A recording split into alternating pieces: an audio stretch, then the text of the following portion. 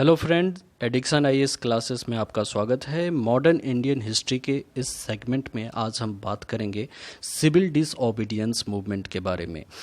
आपने मेरे वीडियो में देखा होगा कि मैंने इससे पहले साइमन कमीशन और नेहरू रिपोर्ट के बारे में आपको बताया था। अगर आपने इन वीडियोस को नहीं देखा है तो इसका लिंक मैं डिस्क्रिप्शन में दे देता हूं ताकि आप इन वीडियोस को देख सकें, क्योंकि अगर आप कॉम्पिटिटिव एग्जामिनेशन की तैयारी कर रहे हैं तो ये वीडियोस आपके नोट्स बनाने के लिए और आपके ज्ञान को बढ़ाने के लिए काफ़ी इम्पोर्टेंट साबित हो सकता है। तो चलिए स्टार्ट करते हैं। सिविल डिसओबीडियंस मूवमेंट को स्टार्ट करने से पूर्व हम घटनाओं का एक छोटा सा रिकैप करते हैं और सभी घटनाओं को क्रोनोलॉजिकल ऑर्डर में देखते हैं ताकि आपको सिविल डिसओबीडियंस मूवमेंट को समझने में आसानी हो। 1927 में साइमन कमीशन का देशव्यापी विरोध किया गया क्योंकि यह भारतीयों के लिए बनाया जाने वाला संविधान था, लेकिन इस कमीशन में एक भी भारतीयों को शामिल नहीं किया गया था। इस पर महात्मा गांधी का भी कहना था कि भारत का संविधान भारतीयों द्वारा ही निर्मित होना चाहिए। इसके बाद नेहरू रिपोर्ट वाली घटना आती है।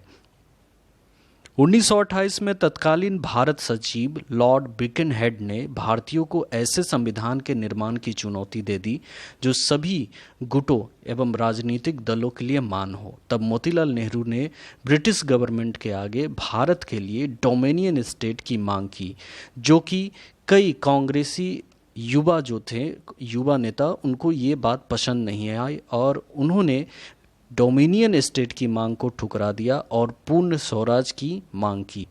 1929 में ही कांग्रेस का लाहौर अधिवेशन हुआ जिसकी अध्यक्षता पंडित जवाहरलाल नेहरू ने की और उन्होंने डोमिनियन स्टेट की मांग को अस्वीकार करके पूर्ण स्वराज यानी टोटल इंडिपेंडेंस की मांग की और 26 जनवरी 1930 को संपूर्ण देश में स्वतंत्रता दिवस के रूप में मनाए जाने का ऐलान किया।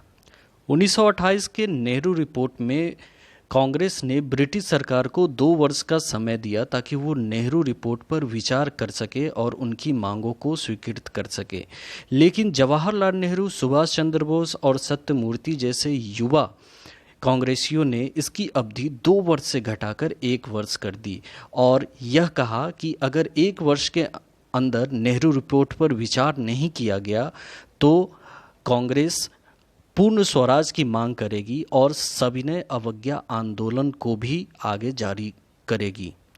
लेकिन ब्रिटिश सरकार पे इन बातों का कोई असर नहीं हुआ। तत्पश्चात 31 दिसंबर 1929 को अर्धरात्रि को इनकलाब जिंदाबाद के नारे लगाए गए एवं रावी नदी के तट पर भारतीय स्वतंत्रता का प्रतीक तिरंगा झंडा फहराया गया।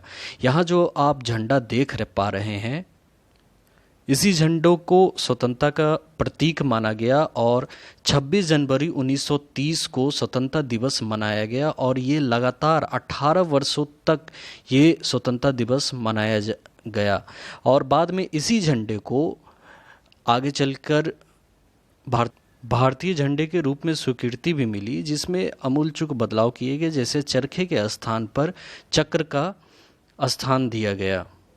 तो ये घटनाएं सविनय अवज्ञा आंदोलन के लिए एक पृष्ठभूमि तैयार करती थी और अब सबसे बड़ी कांग्रेस की जो जिम्मेदारी थी वो ये थी कि सिविल डिसओबीडियंस मूवमेंट को की जो जिम्मेदारी है वो किसे सौंपा जाए। महात्मा गांधी इसके लिए सबसे उपयुक्त व्यक्ति थे क्योंकि उनके साथ एक बड़ा मास मूवमेंट खड़ा होने के लिए और लड़ने के लिए तैयार था। लेकिन महात्मा गांधी के ऊपर सबसे बड़ी जिम्मेदारी ये थी कि इतने बड़े मास मूवमेंट को वो कंसीव आखिर कैसे करे। उन्हें ऊपर एक जिम्मेदारी थी और इन जिम्मेदारियों के तहत उन्हें एक ऐसा रास्ता निकालना था जिससे पूरा का संपूर्ण भारत एक सूत्र में बंधकर अंग्रेजों के खिलाफ उठ खड़ा हो और इस आंदोलन का हिस्सा बन जाए। गांधी जी ने अपने यंग इंडिया के एक लेख में प्रकाशित कर यह कहा था कि उन्होंने अंग्रेजों के समक्ष अपने 11 सूत्रीय मांगे रखी थी और 31 जनवरी 1930 का समय दिया था कि इसी 11 सूत्री मांग से गांधी जी को एक ऐसी मांग मिली, जिससे ये पता चलता है कि महात्मा गांधी ने भारतीयों को एक सूत्र में बांधने के लिए आखिर वो रास्ता निकाल लिया था जिससे संपूर्ण भारतवासी ग्रसित थे। और निसंदेह चाहे वो हिंदू हो, मुस्लिम हो, अमीर हो या गरीब हो, सभी इस मास मूवमेंट का हिस्सा जरूर बनते। और ये मांग जो था वो कृषकों से संबंधित था, जिसे हम नमक कर कहते हैं। नमक जो एक मूलभूत ज़रूरत थी, जो कि हर मुस्लिम, हिंदू या किसी भी अमीर गरीब किसी भी वर्ग के लिए बहुत ही इम्पोर्टेंट चीज़ है, जो जीवन का एक आधार है। अंग्रेज़ इस पर कर लगाते थे। महात्मा गांधी का इस पर कहना था कि पानी से पृथक नमक नाम की कोई चीज़ नहीं है जिस पर कर लगाकर सरकार करोड़ों लोगों को भूखा मार सकती है तथा असहाय, बीमार और विकलांगों को पीड़ित कर सकती है। इसलिए यह कर अत्यंत विवेकपूर्ण है एवं अमानवीय है, जिसका उपयोग मानवता के विरुद्ध किया जाता है।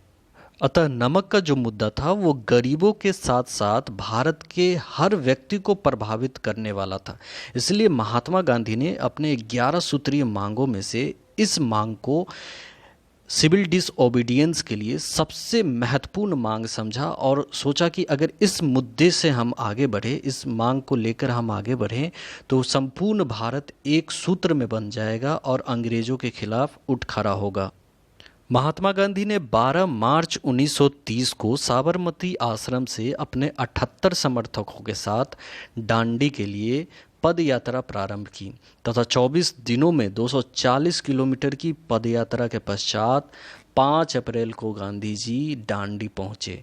6 अप्रैल को गांधी जी ने समुद्र तट में नमक बनाकर नमक कानून को तोड़ दिया। इस प्रकार हम देखेंगे कि गांधी जी की इस दांडी यात्रा के दौरान रास्ते में हजारों किसानों ने उनका संदेश सुना तथा कांग्रेस की सदस्यता ग्रहण की। कई ग्रामीणों ने सरकारी नौकरियों का परित्याग कर दिया। 9 अप्रैल को गांधी जी ने एक निर्देश जारी करके आंदोलन के लिए भारतवासियों को तैयार रहने के लिए सूचित किया। एक बार जब गांधी जी ने दांडी में नमक कानून तोड़कर इसकी रस्म पूरी कर दी तो नमक कानून तोड़ने का सत्याग्रह पूरे देश में प्रारंभ हो गया। इस प्रकार तमिलनाडु, मालाबार, आंध्र प्रदेश, उड़ीसा, असम, बिहार, पेशावर, इन सभी स्थानों पर नमक कानून को तोड़ा गया और लोगों ने दांडी यात्रा द्वारा महात्मा गांधी का अनुसरण किया। आइए प्रदर्शन के प्रभाव के बारे में थोड़ा देखें। विदेशी कपड़ों तथा अन्य वस्तु के आयात में कमी आ गई। सरकार को शराब उत्पाद शुल्क तथा भू राजस्व के रूप में प्राप्त होने वाली आय में अत्यधिक कमी आ गई। उसके बाद व्यवस्थापिका सभा के चुनाव का व्यापक ढंग से बहिष्कार किया गया। गांधी जी ने महिलाओं से आंदोलन में सक्रिय भूमिका निभाने के लिए विशेष आग्रह किया था। गांधी जी ने इस आग्रह का महिलाओं पर गहरा प्रभाव पड़ा तथा वे शीघ्र ही आंदोलन का अभिन्न अंग बन गई। महिलाओं ने विदेशी कपड़ों की दुकान, शराब की दुकान तथा अफीम के ठेके पर धरने दिए तथा तीव्र प्रदर्शन किए। भारतीय महिलाओं के किए यह आंदोलन एक मील का पत्थर साबित हुआ, क्योंकि इस आंदोलन में उन्होंने बड़े पैमाने पर भाग लिया तथा अपनी राजनीतिक अधिकारों की प्राप्ति की दिशा में महत्वपूर्ण उपलब्धियां हासिल की। इसके अलावा छात्रों ने भी इस प्रदर्शन में, इस गांधी जी के इस मूवमेंट में बहुत ही इम्पोर्टेंट रोल अदा किया। शराब की दुकानें तथा विदेशी कपड़ों की दुकानों का उन्होंने धरना दिया और उन सब की होली जलाई। 4 मई 1930 को गांधी जी को गिरफ्तार कर लिया, क्योंकि उन्होंने ऐलान किया था कि धारासना नमक कारखाने पर वे अपने साथियों के साथ धावा बोलेंगे तथा अपना नमक कानून तोड़ने का अभियान जारी रखेंगे। 25 जनवरी 1931 को गांधी तथा कांग्रेस के अन्य सभी नेता बिना शर्तों के कारावास से रिहा कर दिए गए। कांग्रेस कार्यकारिणी समिति ने गांधी जी को वायसरॉय से चर्चा करने के लिए अधिकृत किया। तत्पश्चात 19 फरवरी 1931 को गांधी जी ने भारत के तत्कालीन वायसरॉय लॉर्ड इरविन से भेंट की और उनकी बातचीत 15 दिनों तक चली। इसके परिणाम स्वरूप 5 मार्च 1931 को एक समझौता हुआ जिसे गांधी इरविन समझौता यानी दिल्ली समझौता या गांधी इरविन पैक्ट के नाम से जाना जाता है। इसी गांधी इरविन पैक्ट में कहा गया था कि हिंसात्मक अपराधियों के अतिरिक्त सभी राजनैतिक कैदी छोड़ दिए जाएंगे। कुछ लोगों का ये कहना होता है कि गांधी जी अगर चाहते तो शायद भगत सिंह, सुखदेव और राजगुरु की फांसी टल सकती थी। खैर ये एक अलग मुद्दा है, ये एक डिस्प्यूट का मुद्दा है, लेकिन इसमें मुझे लगता है कि गांधी जी के तरफ से पहल की गई थी। लेकिन इसमें चूंकि गांधी इरविन पैक्ट में साफ कहा गया था कि राजनीतिक कैदी जो हैं उनको छोड़ दिया जा सकता है, लेकिन जो आपराधिक गतिविधियों में या हत्या में संलिग्ध थे या जो शामिल थे या जिनका मुख्य रूप से जिन पर आरोप साबित है उन्हें नहीं छोड़ा जाएगा। तो इस प्रकार ये गांधी इरविन पैक्ट संपन्न हुआ और इसी गांधी इरविन पैक्ट में कांग्रेस की ओर से गांधी ने आश्वासन दिया कि सविनय अवज्ञा आंदोलन स्थगित कर दिया जाएगा और कांग्रेस द्वितीय गोलमेज सम्मेलन में इस शर्त पर भाग लेगी कि सम्मेलन में संवैधानिक प्रश्नों के मुद्दे पर विचार करते समय परिसंघ भारतीय उत्तरदायित्व तथा भारतीय हितों के संरक्षण एवं सुरक्षा के लिए अपरिहार्य मुद्दों पर विचार किया जाएगा। इसके अंतर्गत रक्षा, विदेशी मामले, अल्पसंख्यकों की स्थिति तथा भारत की वित्तीय साख जैसे मुद्दे शामिल थे। तो इस प्रकार गांधी इरविन पैक्ट के बाद सिविल डिसओबीडियंस मूवमेंट यानी सविनय अवज्ञा आंदोलन स्थगित कर दिया गया, जो कि इतने बड़े मास मूवमेंट होने के बावजूद भी कुछ खास असर भारतीय स्वतंत्रता पे कुछ खास असर नहीं डाल सकी और यह वार्ता समाप्त हो गई और सभी कोई गांधी के जो अनुयायी थे वो भी थक चुके थे और एक तरह से ये कह सकते हैं कि ये एक गांधी की असफल योजना ही थी जो कि बहुत ज़्यादा प्रभाव नहीं स्थापित कर सकी। आइए सिविल डिसओबीडियंस मूवमेंट की असफलता के कुछ मुख्य बिंदु पर चर्चा करें। किसी भी जन आंदोलन के लिए आवश्यक होता है कि उसका कार्यकाल छोटा हो, अर्थात उसे ज़्यादा लंबा न खींचा जाए और कार्यकर्ताओं या सत्याग्रहियों के विपरीत जनमानस की त्याग करने की क्षमता सीमित होती है एवं सभी से ये उम्मीद नहीं रखना चाहिए कि वो सभी भारतीय उतना ही त्याग करेंगे जितने की कार्यकर्ता या सत्याग्रही करते। और 1930 के पश्चात आंदोलन में विरक्तता के लक्षण परिलक्षित हो रहे थे, विशेष रूप से उन दुकानदारों एवं व्यापारियों में जिनमें आंदोलन के प्रति अभूतपूर्व उत्साह था।